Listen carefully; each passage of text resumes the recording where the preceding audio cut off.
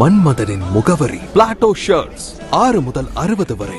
மன்மதனின் முகவரி Plato shirts. Rotary சங்கம் மதுரை பிரசிடென்சி 5வது பட்டய நாள் கொண்டாட்டம் ராம் ரத்னா ரெசிடென்சியில் எஸ். ஆனந்தகுமார் தலைமையில் நடைபெற்றது.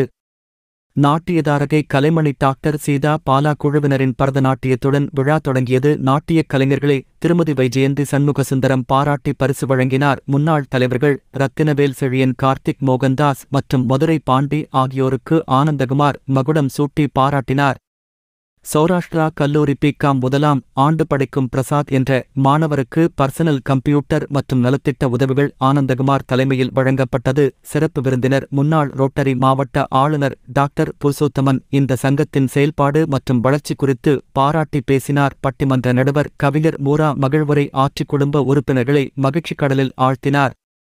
மதிமாறன் துணைவியார் ரோட்டரி சங்கம் நடத்திய விளையாட்டுப் போட்டிகளில் அதிக பதக்கங்கள் பெற்றமைக்காக ஆனந்தகுமார் வாழ்த்தி பேசினார். ரோட்டரி சங்கத்தின் குடும்ப உறுப்பினர்கள் மற்றும் ரோட்டரியன்கள் திரளாக கலந்து கொண்டனர். செயலாளர் மதிமாறன் நன்றி கூற விழா இனிதே நிறைவேற்றது. ஒரு அருமையான ஸ்பீச் உங்களுக்காக கொடுக்க காத்துட்டு இருக்காங்க. நம்ம இன்ஸ்பிரேஷன்ல ஒரு அருமையான ஒரு ½ hour ஸ்பீச் டாக்டர் சண்முகத்துடன் கொடுத்த மாதிரி இன்னைக்கு கவிஞர் மூரா அவர்கள் உங்க எல்லாரையும் என்டர்டெயின்மெண்டா ஒரு நல்ல ஒரு மாலை பொழுத ஒரு டிலைட்டட் ஈவினிங்கை கொடுக்கறதுக்காக காத்துட்டு இருக்காங்க. So welcome you sir. எல்லாத்துக்கும் மேல அவருடைய உடல் நலத்தையும் பெருசா கருதாம நம்ம அழைத்தமைக்காக உடனே அக்செப்ட் பண்ணிக்கிட்டு இன்னைக்கு யூத் செமினார் டிஸ்ட்ரிக்ட்ல நடந்தா கூட எஸ் இந்த கிளப்ல அழைச்சிருக்காங்க, நம்ம இதுக்காக கண்டிப்பா போகணும் அப்படின்னு சொல்லிட்டு எங்கள் அழைப்பை ஏற்று பிரசிடென்ட், செக்ரட்டரி அண்ட் எங்க சார்பா ரொட்டேரியன் சண்முகசுந்தரம் அவர்களும் மிக்க தாழ்மையுடன் கேட்டமைக்காக இன்னைக்கு மாலையில அந்த ப்ரோக்ராம கலந்துக்காம நம்ம கிளப்போட ஈவெண்ட்காக நம்ம கிளப்பை கிரேஸ் பண்றதுக்காக இந்த மாலையில நம்மோட பங்கு கொண்டிருக்கிற doctor Rotarian doctor A PDG Rotarian doctor A Purushothaman அவர்களை கரகோஷத்துடன் வரவேற்கிறோம். நம்ம கிளப்பை ரெப்ரசன்ட் பண்ணி நம்ம கிளப்பை சேர்ந்த ஒரு மெம்பர் டிஸ்ட்ரிக்ட் லெவல்ல கண்டெஸ்ட் பண்ணி ஒரு கவர்னர் கேண்டிடேட்டா நின்று ஒரு அருமையான ஒரு தருணத்தை கொடுத்து காத்துட்டு இருக்க நம்ம ரொட்டேரியன் பாண்டியராஜன் அவர்களுக்கு grand welcome and advance wishes sir. இந்த கிளப் உங்களோட அனைவரும் உறுதுணையா இருப்போம்னு இந்த தருணத்துல ஒரு உறுதிமொழி இருக்கு. இது ஒரு நல்ல ஒரு happy moment and next level of movement for the Rotary Club of Madurai Presidency. இந்த மாதிரி ஒரு லாங் ஜேர்னியை நோக்கி மதுரை பிரசிடென்சி நடந்துட்டு இருக்கு. இதுக்கு பக்க துணையா இருக்கிற கிளப்ல இருக்கிற 30 மெம்பர்ஸும் ஒரு பாஸ்ட் பிரசன்ஸ் இருக்கிறாங்க, சீனியர் மெம்பர்ஸ் இருக்கிறாங்க, நியூ மெம்பர்ஸ் இருக்கிறாங்க. எல்லாரும் சேர்ந்து உறுதுணையா இருந்து இந்த போட்டை இந்த தேரை உறுதுணையா இருந்து நம்ம எல்லாம் பல ஆண்டுகள் இழுத்து செல்வோம்ன்ற ஒரு நம்பிக்கையோட என்னோட உரையை முடித்துக் கொள்கிறேன். மிக நன்றி. That time Charter President Saravanan was on the post as a president. Then Saravanan Kapra Rotarian Cherian, he took the charge of second president. And third Rotarian Karthikeyan. And fourth, of course, we already selected Rotarian Ilavarsan as a president for the year, last year. But unfortunately something was happened. அதனால அந்த ஒரு கிரிட்டிக்கலான சிச்சுவேஷனை makeup பண்ணி உடனே charge எடுத்த மதுரை பாண்டிக்கு இந்த நேரத்தில் நான் ஒரு மனமார்ந்த வாழ்த்துக்கள் தெரிவிக்கிறேன். Filing the return income tax return file பண்ண ஒரே 142 கிளப் டிஸ்ட்ரிக்ட் 3000 ரோட்டரி கிளப்பை பொறுத்த வரைக்கும் இந்த உலகத்தில் மிக நேர்த்தியாக சேவையை நோக்கி சுற்றுகிற ஒரு சக்கரம் தான் இந்த ரோட்டரி கிளப். ஆக எனக்கு இந்த இடத்துல நான் நிற்கிறேன்னு சொன்னா நிச்சயமாக சண்முகசுந்தரம் ஐயாவுக்கு தான் நான் நன்றி சொல்லணும். அவரை அழைத்த தொலைபேசியில் அழைச்சு நீங்க வரணும்னு சொல்றப்ப எனக்கு அவ்வளவு சந்தோஷமா இருந்துச்சு. என்னை எப்படி அவருக்கு தெரியும்னு சொன்னா கிட்டத்தட்ட ஒரு 20 ஆண்டுகளுக்கு முன்பாகவே அவர் என்னை அறிந்திருக்கிறார். இப்ப சமீபத்தில் போன ஞாயிற்றுக்கிழமை வந்த தினமலர் பத்திரிகையில என்னுடைய புகைப்படமும் அது வந்த உடனே அவருக்கு ஞாபகம் இருக்கு, உயிரோட இருக்காம, அதனால இவனை விடப்படாதுன்னு சொல்லி ஒரு அந்த அன்பை பாருங்க. இந்த இடத்துல நிக்கிறேன். ஒவ்வொரு செயல்களும் சரி, ஒவ்வொரு பிரசிடென்ட், பாஸ்ட் பிரசிடென்ட், அவங்க செக்ரட்டரி, அவங்க பண்ண சாதனைகள் ஒன்னையும் பார்க்க உண்மையிலேயே மனதுக்கு ரொம்ப சந்தோஷமா இருந்துச்சு. ஆரம்பத்தில் கூட எனக்கு மனசுக்கு வேதனையா இருந்துச்சு. என்னன்னு கேட்டா இந்த ஆபரேஷன் தியேட்டருக்கு வெளியே உட்காந்துருப்பாங்க சொந்தக்காரங்க உள்ள அனுப்பிட்டு, அது மாதிரி ஒரு அமைதி இருந்துச்சு. அதாவது ரோட்டுகளை பொறுத்த வரைக்கும் மகிழ்ச்சி, உற்சாகம், சந்தோஷம் பொங்கணும், அவ்வளவுதான். ஆனாலும் கூட வயிறு பேசுகிறது நம் காதோடு. இப்ப நான் பேசுறது உங்களுக்கு காதோடு கேட்காது. ஏன்னா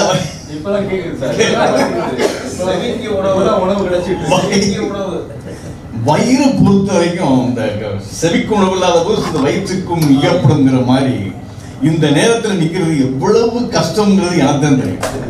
ஆனாலும் கூட உங்க முகங்களை பார்க்கின்ற பொழுது நீ பேசுடா, உனக்காக நாங்கள் பசையை நாங்கள் தியாகம் பண்ண காத்துக்கிட்டு இருக்கோம்னு சொல்லி நம்பிக்கையான அந்த முகம் எனக்கு தெரியுது. அந்த சந்தோஷத்தோட என்னுடைய உரையை நான் ஆரம்பிக்கிறேன். வாழ்க்கை என்பது ரொம்ப மகிழ்ச்சியா இருக்கணும். அது எனக்கு 67 வயது. நான் ரிட்டையர்ட் ஆகி 2015 ரிட்டையர்ட் ஆன ஒரு ஆசிரியர் 67 வயது வரைக்கும் நான் வாழ்ந்துட்டு இருக்கேன்னு சொன்னா, இன்னைக்கு வரைக்கும் ஒரு முடி நரைக்கல, ஒரு பல்லு விழுகல, என் உடம்புல எந்த நோயும் கிடையாது. என்ன காரணம் கேட்டீங்கன்னா, எதை குறித்தும் கவலைப்படுவது கிடையாது.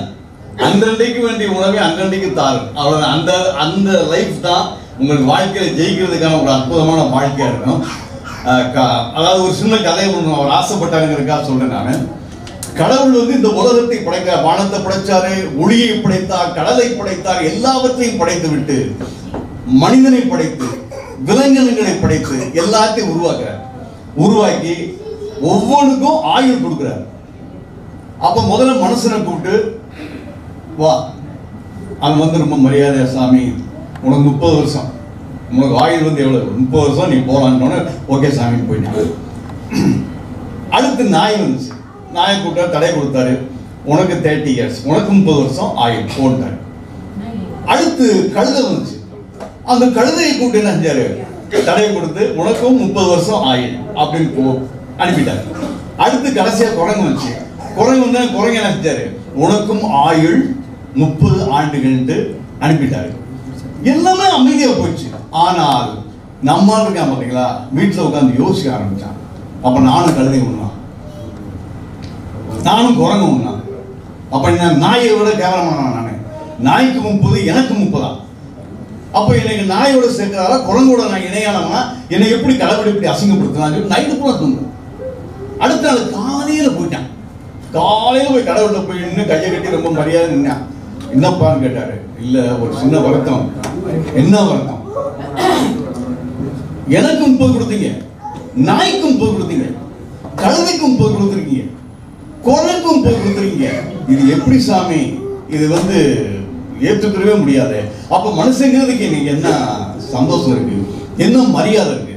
கடவுள் சொன்னாரு, டே வேணாம், நான் கொடுத்துட்டேன், நானு வாங்கிட்டு பேசாம போட்டா வாழ்க்கை நல்லா இருக்கும் அப்படின்னு பேசிக்கிட்டு இருக்கப்ப நாய் வந்துச்சு. நாய் வந்தா உடம்புல ரத்தம்.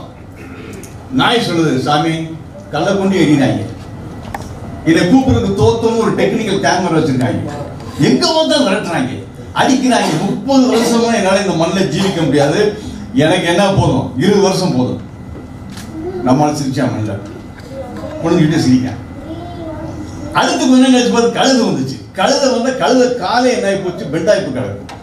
சாமி வேணா என்னால தாங்க முடியாது, இருக்கிற சுமையை பூரா என் மேல ஏற்றி வச்சு என் காலையே பெண்டாக்கிட்டாங்க. முதுக பாருங்க எப்படி இருக்குன்னு.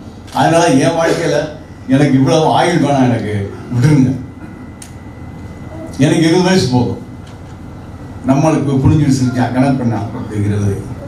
அடுத்து குரங்கு வந்துச்சுன்னா அது பார்த்தா வாழெல்லாம் வெடி வச்சிருக்காங்க. அது அங்கிருந்து கத்தி அழுகுது, சாமி போதும். அட்டி விரட்டுறாங்க, எந்த வீட்டுக்கு நுழைய முடியல, எதையும் எடுக்க முடியல. எந்நேரம் பார்த்தா கம்பளம் இருக்காங்க. அடித்து நானும் மரத்துக்கு மரம் தாவி என் உழைப்பே தாவர உழைப்பாகி போச்சு. அதனால கடவுளே என்னை மனுஷங்க ஏற்றுக்கிறத நீ வாங்கிக்க, எனக்கு 20 வயசு போதும். சரின்னு வாங்கிட்டு அனுப்பிட்டாரு. நம்மளை சிரிச்சான்.